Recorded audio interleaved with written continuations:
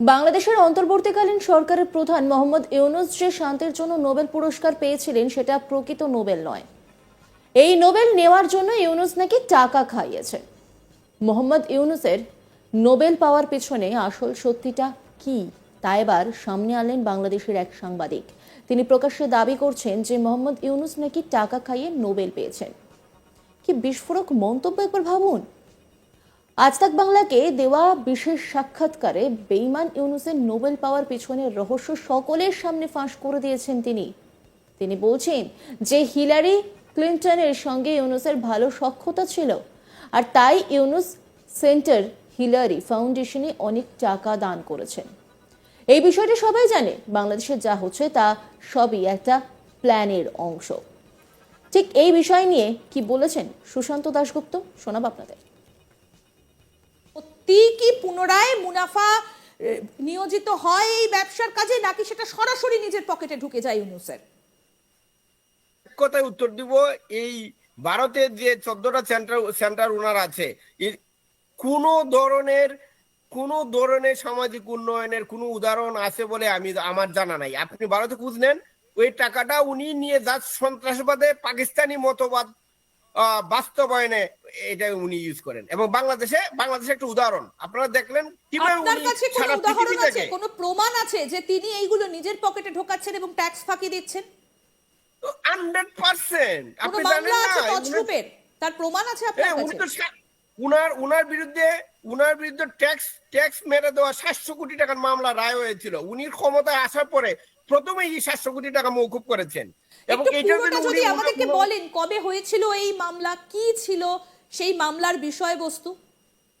এটা উনার যে গ্রামীণ ব্যাংক এবং উনি ব্যক্তিগতভাবে বিভিন্নভাবে প্রায় 700 কোটি টাকার ট্যাক্স দেন নাই বাংলাদেশ সরকারের।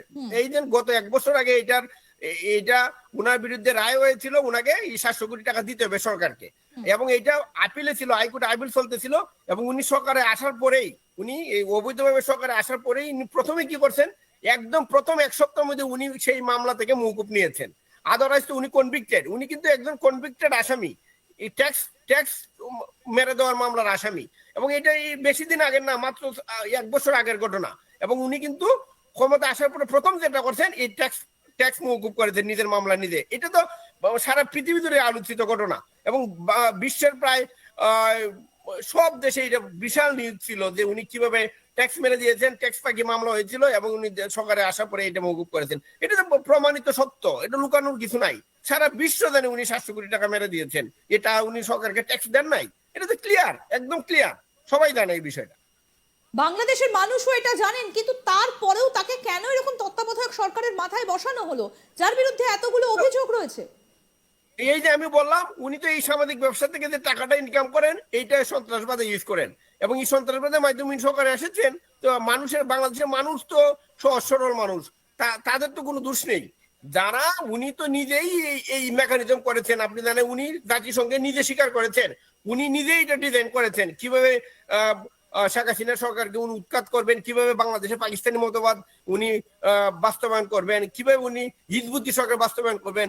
এবং এই যে গুটি কয়েক হিজবুতিদেরকে নিয়ে উনি সন্ত্রাসবাদ করেছেন, পুলিশ মেরে ওভারব্রিজে ঝুলিয়ে রেখেছেন, কত মানুষ উনি মেরেছেন শুধুমাত্র ক্ষমতায় আসার জন্য। কিভাবে সম্ভব? উনি তো এই কাজগুলো করেই নোবেল জয় করেছেন, তিনি নোবেল উইনার একজন। না, আপনি জানেন, এটা কিন্তু মোটামুটি সবাই জানে যে উনার যে নোবেল নিয়ে কিন্তু বিতর্ক আছে। উনার নোবেলটা উনি ক্লিনটন ফাউন্ডেশনের মাধ্যমে লবিং করে এনেছেন। আমরা কিন্তু এটা কিন্তু মোটামুটি সবাই জানে যে উনার যে নোবেল, এটা প্রকৃত নোবেল না, উনি এইটা নেওয়ার জন্য লবিং করেছেন। এবং বলা হয়ে থাকে, আমার কাছে প্রমাণ নেই, কিন্তু সবাই জানে এটা নিতে উনি টাকাও খরচ করেছেন। কত সালে কিরকম ভাবে এই কাজটা হয়েছিল আমাদেরকে যদি একটু বিস্তারিত বলেন। আমি বলি, গভর্নমেন্ট ছিল তখন। উইকিলিক্সে কিছু নিউজ এসেছিল এরকম যে এই ক্লিনটন ফাউন্ডেশন আছে, উনি বলা হয়ে থাকে উনি এই ক্লিনটনের যে ওয়াইফ ছিল হিলারি ক্লিনটনের, উনি তাদের সঙ্গে খুব সখ্যতা ছিল মোহাম্মদ ইউনূসের, এটা গোটা বিশ্ব জানে। হ্যাঁ, তো উনার মাধ্যমে উনি কিন্তু ইউনূস ফাউন্ডেশন, এই যে ইউনূস সেন্টার কিন্তু হিলারি ফাউন্ডেশনে অনেক টাকা ডোনেট করেছে। এটা প্রমাণিত, এটা সব জায়গায় আছে। টাকার পরিমাণটা আমি এক্স্যাক্টলি বলতে পারতেছি না, কিন্তু উনি অনেক টাকা দিয়েছিলেন এই বড় হিলারি অঙ্ক। ক্লিনটনের ইলেকশনে। এবং হিলারি ক্লিনটন এই লবিং করেছে, এটা সর্বপ্রথম গৃহীত এবং সবাই জানে বিষয়টা, একদম ক্লিয়ার। তো উনার যে নোবেল, এই নোবেল কিন্তু প্রকৃত নোবেল নাই, এই নোবেল নিয়ে আলোচনার বিষয় আছে, সমালোচনা আছে, বলা হয় থেকে লবিং এর মধ্যে উনি নিয়েছেন। এবং এই যে বাংলাদেশে যা হচ্ছে, এটা একটা পুরাই একটা প্ল্যানের অংশ। এটা দীর্ঘদিন ধরে ডক্টর মোহাম্মদ ইউনূস, আমি আপনাকে বলি 2006-7 সালে উনি কিন্তু আবার এই প্ল্যানটা করেছিলেন, কিন্তু তখন তিনি সাকসেসফুল হন নাই। তখন তিনি কিন্তু গণশক্তি নামে একটা দল করেছিলেন, পরে উনি সাকসেস হন নাই। দেখুন, পর পর 2017 দেখালাম, 2018 দেখাচ্ছি, আরো আছে, দাঁড়ান, তালিকাটা এখানেই শেষ হয়নি, টোটাল 7টা আরো রয়েছে তালিকায়, এবং অন্যান্য দেশে দেখতেই পাচ্ছেন, মালয়েশিয়াতেও রয়েছে। তারপরে আমরা এইগুলোও দেখাবো। একটা জিনিস সুশান্ত দা, যেটা বলা হচ্ছে যে পাকিস্তান থেকে যারা বাংলাদেশে আসতে চায় তাদের ওপর নাকি ভিসা একেবারে সরলীকরণ করে দেওয়া হয়েছে, মানে কোন রকম কোনো সমস্যা এখন আর নেই, ইচ্ছে করলেই পাকিস্তানের মানুষ বাংলাদেশে চলে আসতে পারেন, এমনই নাকি বন্ধুত্ব হয়ে গেল। এইটা রিসেন্টলি একটা অফিস অর্ডার উনি দিয়েছেন। উনি বলছেন যে পাকিস্তানিদের আর কোনো সিকিউরিটি ক্লিয়ারেন্সের দরকার নাই, কারণ আপনি জানেন পাকিস্তানের লোকজন একটু সন্ত্রাসবাদ পছন্দ করে।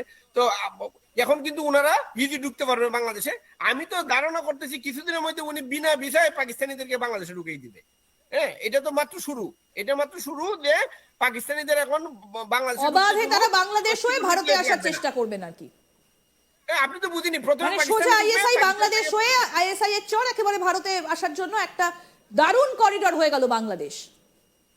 এটা এখন তো ক্লিয়ার বুঝাই গেল যে পাকিস্তান থেকে বাংলাদেশে আসবে বিনা ক্লিয়ারেন্সে, তারপরে ভারতে ঢুকে যাবে, গিয়ে ওইখানে আপনাদের দিল্লিতে বোম ছাড়বে।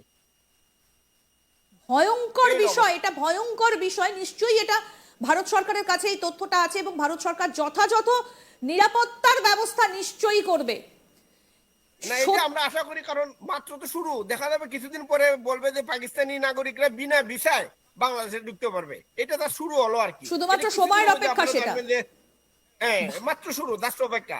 মানে একটা কথা দাদা, যদি ইউনূস সত্যিকারের, ইউনূসের যে মাথায় প্ল্যান এবং যা যা বুদ্ধি, যা যা এঁটে রেখেছেন উনি, বুদ্ধি তো নয়, কুবুদ্ধি, যদি সত্যি সত্যি উনি প্রধানমন্ত্রী হয়ে যান তাহলে কি হতে চলেছে।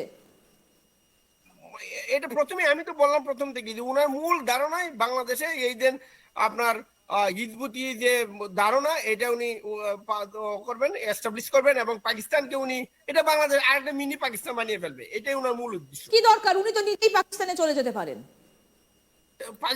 পাকিস্তানে যাইতে পারেন, কিন্তু উনি তো বাংলাদেশকে পাকিস্তান বানাতে চান। এই জন্যই তো উনাদেরকে বিনা ক্লিয়ারেন্সে ভিসা দিচ্ছেন। কিছুদিন পরে বলবেন যে পাকিস্তানি যারা, তোমরা ভাই এমনি আসতে পারবে, কোনো অসুবিধা নাই। নজর রাখুন আজ তাক বাংলার ইউটিউব স্ট্রিমিংয়ে।